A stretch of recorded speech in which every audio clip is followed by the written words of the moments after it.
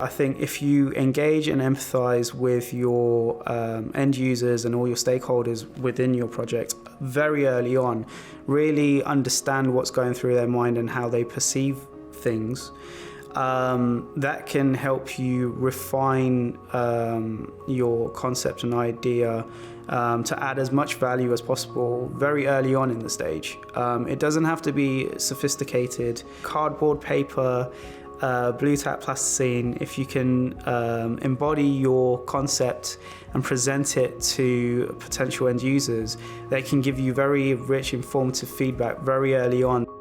One of our mantras in design is fail fast and learn fast. You're probably going to get your first idea wrong.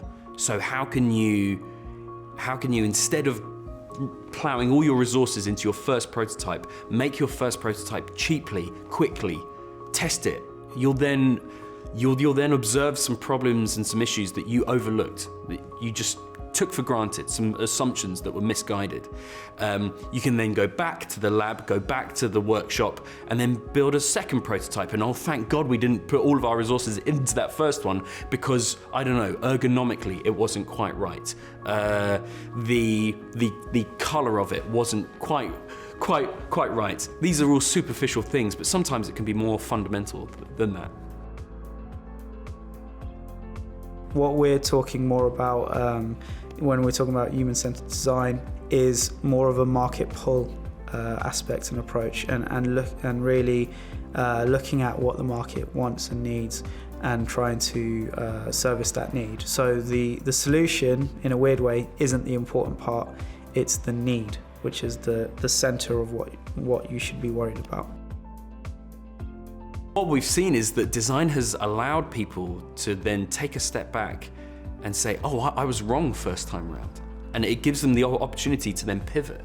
It gives them the opportunity to then tweak some things that they probably would have missed if they just started building their like solution anyway. So some of the best success stories from design are not necessarily these amazing innovative ideas, it's just we avoided catastrophe. So the importance of design in this context is let's make sure that we get it right before we actually go ahead and build the solution. And that's what this is about, really.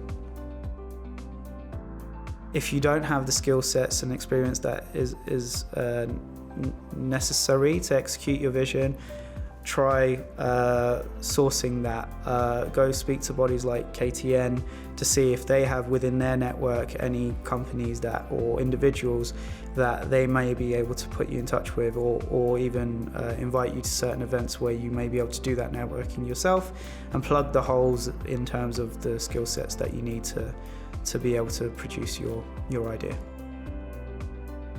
Bodies like KTN provide the resources that convince senior executives, senior management to take a gamble and diminish the risk on taking that gamble for what could be quite innovative and novel developments and projects.